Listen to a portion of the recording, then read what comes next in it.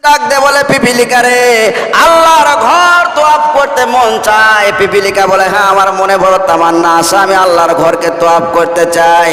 পিপিলিকাকে জিবরাইল ফেরেশতা জানায় দিল, তোমার জন্য সুসংবাদ, আল্লাহ পাক তোমার দোয়া কবুল করেছেন, তোমাকে আল্লাহর ঘর পর্যন্ত পৌঁছায় দিবে, রেডি হয়ে যাও। সুবহানাল্লাহ কোন, হজের প্রস্তুতি নাও। পিপিলিকা বলল, আল্লাহ আমার মতো একটা ছোট্ট ক্ষুদ্র প্রাণী, আমার দোয়াকেও আল্লাহ কবুল করছে? বলে হ্যাঁ, কবুল করছে। জিবরাইল ফেরেশতা চলে গেলেন পাশের জঙ্গলে। পাশের জঙ্গলে যায় একটা কবুতরকে ডাক দিয়ে বললেন, কবুতর, আল্লাহর একটা আশিক, আল্লাহর একজন পাগল, আল্লাহর ঘরের পাগল একটা পিপিলিকা আল্লাহর ঘর দেখতে চায়। যা রে কবুতর যা, ওই পিপিলিকাকে ঘাড়ে করে নে, বিমানের মতো উড়াল দে, আল্লাহর ঘর পর্যন্ত চলে যা।